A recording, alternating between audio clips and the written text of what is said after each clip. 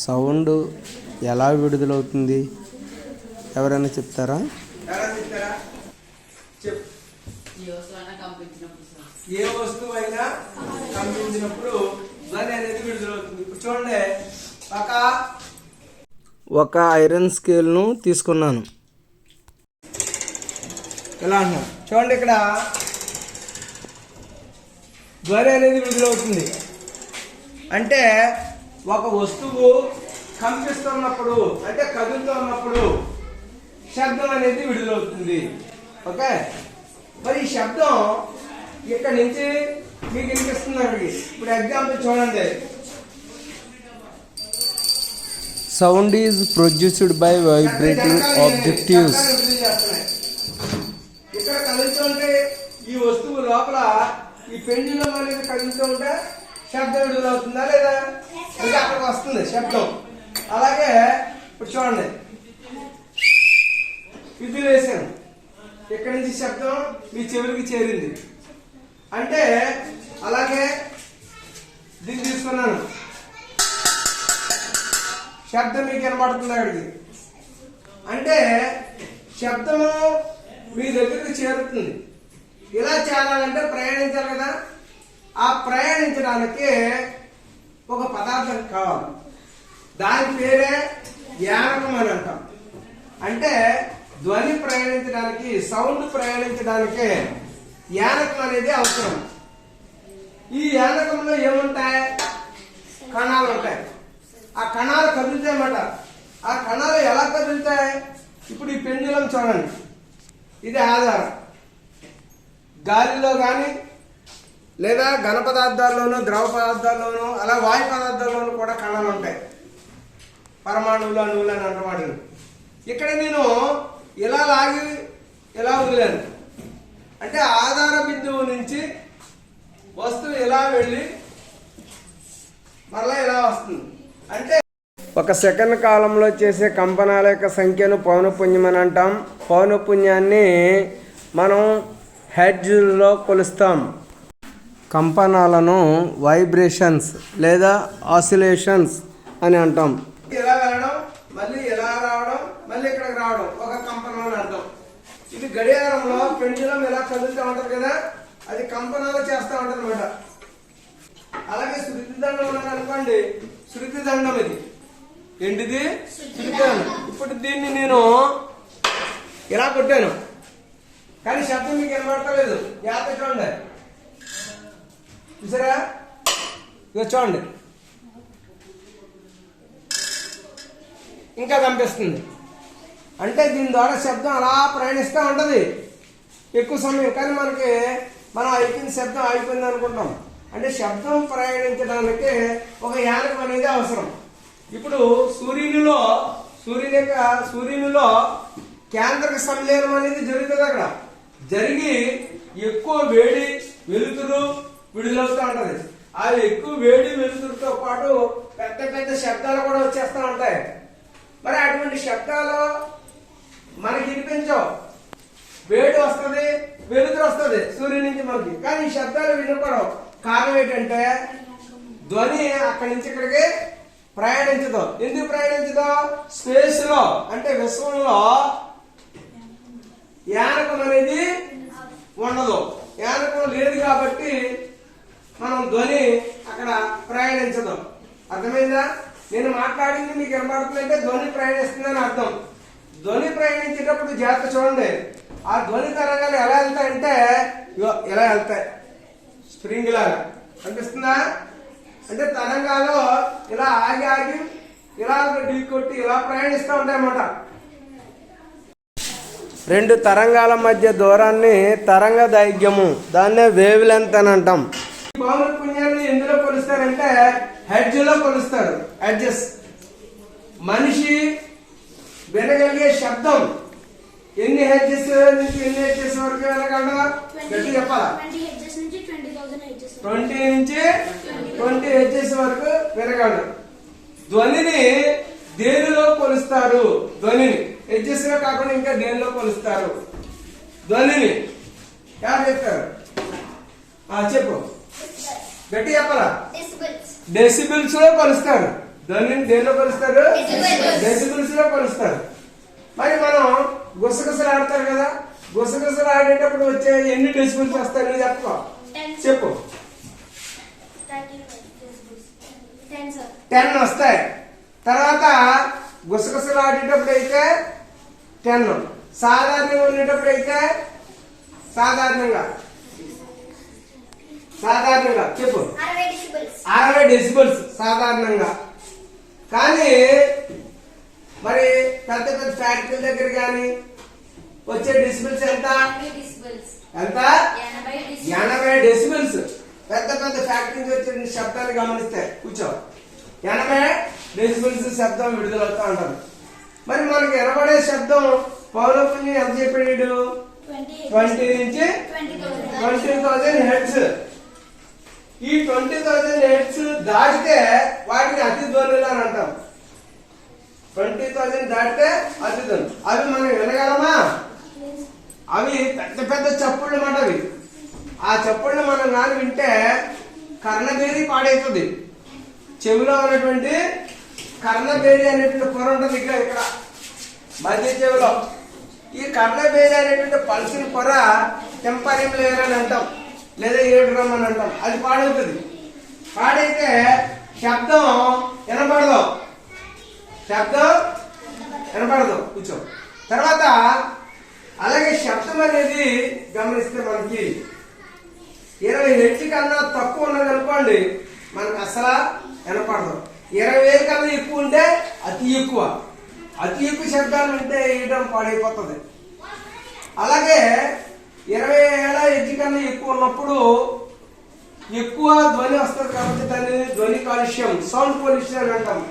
ఈ sound pollution వచ్చినప్పుడు మనకి తలనొప్పి, అలాగే వికారం, అలాగే బీపీ పెరగడం, ఇటువంటి అన్ని కూడా వస్తూ ఉంటాయి అన్నమాట సౌండ్ పొల్యూషన్. ఈ సౌండ్ పొల్యూషన్ తగ్గించడానికి మనం ఏం చేయాలి? సౌండ్ పొల్యూషన్ తగ్గించాలంటే వాహనాలు అవి కూడా రోడ్డు మీద వెళ్ళిపోతూ ఉంటాయి ఎక్కువ సౌండ్తో.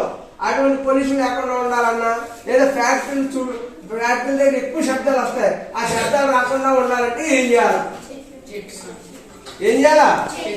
చెట్లుని పెంచాలి. చెట్లుని పెంచడం వల్ల శబ్ద కాలుష్యాన్ని తగ్గిస్తాయి. అర్థమైందా? శబ్ద కాలుష్యం అనేది తగ్గుతుంది. తర్వాత అదే విధంగా సౌండ్ అనేది గమనిస్తే మనకి వినడానికి వినుసంపుకున్నటువంటి ధ్వనుల్ని మనం ఏమంటాం? సంగీత ధ్వనులు అని అంటాం. సంగీతం, మ్యూజిక్ అని అంటాం. వినడానికి ఇంపుగా ఉంటాయి, 20,000 కన్నా ఎక్కువ ఉన్నాయి. అటువంటి శబ్దాలని కఠోర ధ్వనులు అని అంటాం. దాన్ని ఏమంటాం? నాయిస్ పొల్యూషన్ అని అంటాం. కఠోర ధ్వనులు, నాయిస్ సౌండ్స్ అని అంటాం. ఆ నాయిస్ సౌండ్స్ ని మనం వింటే తలనొప్పి, వికారం ఇవన్నీ వచ్చేస్తాయి. మరి ఇక్కడ వేణ ఉంది. వేణని ఎలా మీటర్ అనుకోండి, అప్పుడు ఆ తీగ అటు ఇటు కదిలి ఏ విడుదలవుతుంది? శబ్దం అనేది విడుదలవుతుంది. అలాగే ఇక్కడ డోలక్ ఉంది, చూసారా? ఇది శబ్దం విడుదలవుతుంది. ఈ శబ్దాన్ని విడుదల చేసేటువంటి శబ్ద జనకాలు మాట ఇవి. అర్థమైందా? ఇవి కానీ శబ్దాన్ని విడుదల చేసేది. అలా వీణ, అలాగే గిటార్, ఇవన్నీ కూడా శబ్దాన్ని విడుదల చేస్తూ ఉంటాయి. అలాగే విజులు కూడా, ఇది కూడా శబ్దాన్ని విడుదల చేస్తూ ఉంటారు. మరి అలాగే ఈ విజుల్లో మనము వాటర్ వేసాం అనుకోండి, దాని యొక్క శబ్దం వేరేగా ఉంటది. చూడండి, శబ్దం మారుతూ ఉంటది, దీని యొక్క పిచ్ మారుతూ ఉంటది.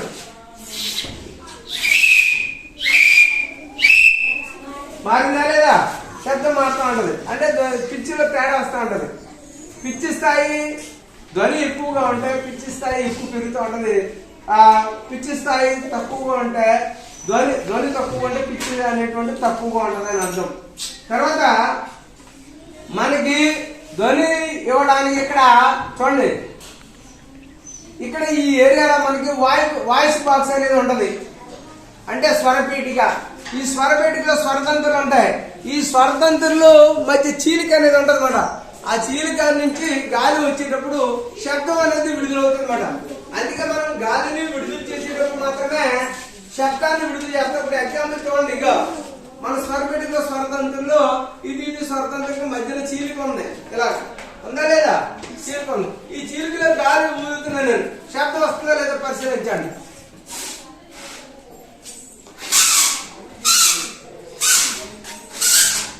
సరే, అంటే ఈ చీలిక లోపల నుంచి గాలి వెళ్తే శబ్దం అనేది విడుదలవుతుంది. అలాగే ఇక్కడ పెండులో అటు ఇటు కదులుతున్నప్పుడు ఇక్కడ వస్తువు కదులుతుంది, అప్పుడు శబ్దం విడుదలవుతుంది. అలాగే ఇక్కడ నేను ఇలా తీసుకుని ప్లేట్ ఇలా కొట్టాను, ఇలా కొట్టిన వెంటనే ఇక చూడండి దీన్ని ఎలా ఆడించాను. ఇక్కడ చూడండి ఎలా అంటే ప్లేట్లో తరంగాలు వెళ్తూ ఉంటాయి, ఇలా ఇలా వెళ్తూ ఉంటాయి. అంటే నీటిలో కూడా ధ్వని ప్రయాణిస్తుందని మనం చెప్పచ్చు. నీటిలో ధ్వని ప్రయాణిస్తుంది, గాలిలో ధ్వని ప్రయాణిస్తుంది, అలాగే ఘన పదార్థాలలో కూడా ధ్వని ప్రయాణిస్తుంది. అర్థమైందా? ఘన పదార్థాల్లో. అలాగే రా చూడండి, వీడు రావి ఆకుతో బోర్ తయారు చేశాడు. రావి ఆకుతో ఏం తయారు చేశాడు? బోర్ తయారు చేశాడు. ఈ బోర్ని ఒకసారి చూపించు.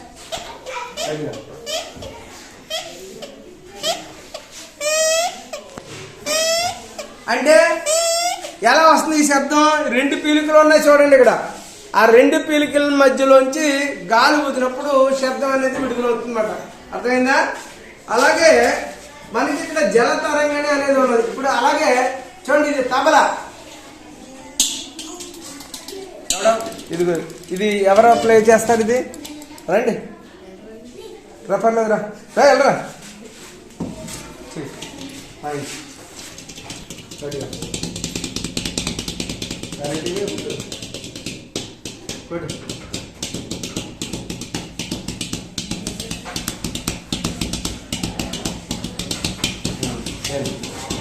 సరే, ఇది కూడా శబ్దాన్ని ఇస్తుంది. ఇది శబ్దాన్ని ఇవ్వడం అనేది జరుగుతుంది చూడండి. ఇది కూడా శబ్ద జనకమే. అలాగే ఇక్కడ జల తరంగిణి, ఇక్కడ గ్లాసులు తీసుకున్నాను చూడండి. ఒకే సైజులో ఉన్నటువంటి గాజు గ్లాసులు తీసుకున్నాను. తీసుకొని ఈ గ్లాసుల్లో వాటర్ వేసాను. ఈ గ్లాసుల్లో వాటర్ వేసాను. రెండింటిలో దేనిలో ఎక్కువ ఉంది? దీనిలో ఎక్కువ ఉంది. ఈ రెండింటిలో దేనిలో ఎక్కువ ఉంది? దీనిలో ఎక్కువ ఉంది. ఈ రెండింటిలో దేనిలో ఎక్కువ ఉంది? అంటే వాటర్ యొక్క స్థాయిని పెంచుకుంటూ వెళ్ళాను. వాటర్ స్థాయి పెంచుకుంటూ వెళ్ళాను. ఇప్పుడు శబ్దాన్ని మనం గమనిద్దాం.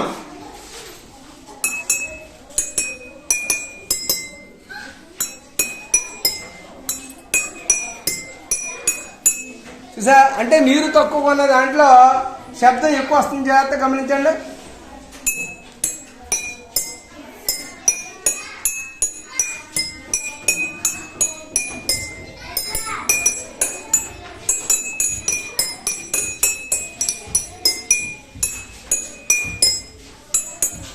ఓకే, ఇది జల తరంగిణి అంటాం. దీన్ని ఏమంటాము?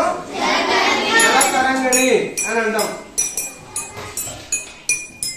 ఓకేనా? అలాగే మనం ఇక్కడ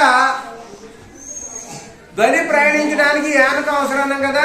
ఈ ప్రయోగంలో ఒకటి తయారు చేసాం, పిల్లలు తయారు చేశారు. ఇది రెండు గ్లాసులు తీసుకున్న, పేపర్ గ్లాసులు తీసుకుని దారం తీసుకుని దానికి చివరిలో ఒక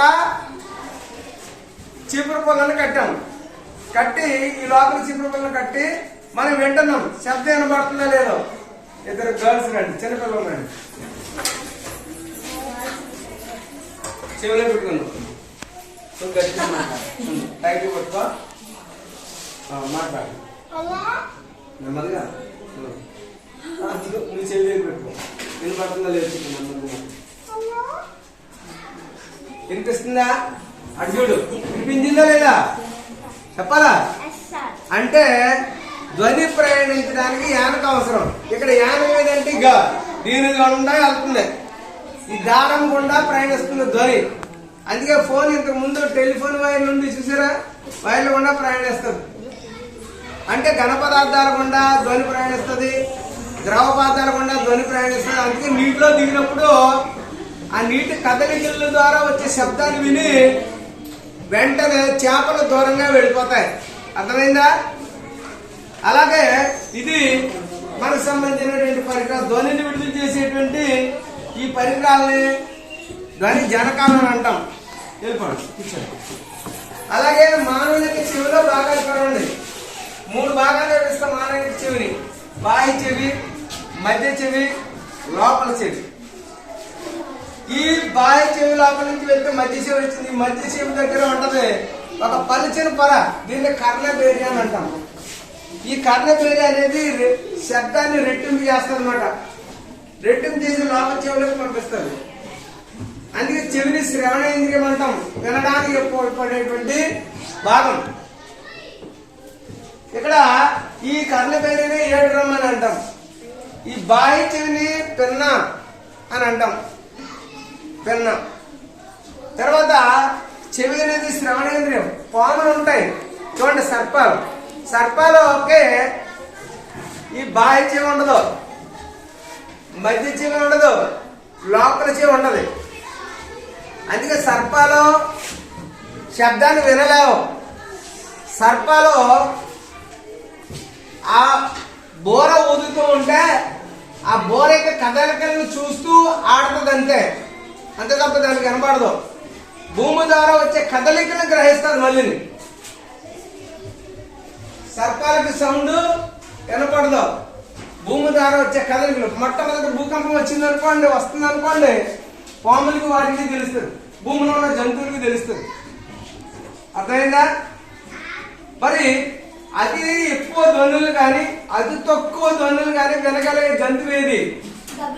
ఏంటది? గబ్బిలం. ఎక్కువ ధ్వనులు వినగలదు, అతి తక్కువ ధ్వనులను కూడా వినగలదు. మనకి అతి ధ్వనులను ఉపయోగించి దేనికి వాడతారు? అతి ధ్వనులు ఎందులో వాడతారంటే ఎక్స్రే, ఎముకలు ఇరిగిపోతే పగులను తెలుసుకోవడం కోసం అతి ధ్వనులు వాడతారు. రాడార్లో అతి ధ్వనులు వాడతారు. సోనార్ సిస్టమ్ లో వాడతారు. సోనార్ అంటే నీటి లోపల అడుగు భాగంలో ఏమైనా మునిగిపోతే వాటిని కనిపెట్టడానికి. అలాగే ఇది సోనార్. రాడార్ అంటే విమానాలు ఎంత ఎత్తులో వెళ్తున్నాయో తెలుసుకోవడానికి కూడా దాన్ని వాడతారు. అతి ధ్వనులు వాడతారు. అతి ధ్వనుల వల్ల ఉపయోగాలు కూడా ఉన్నాయి.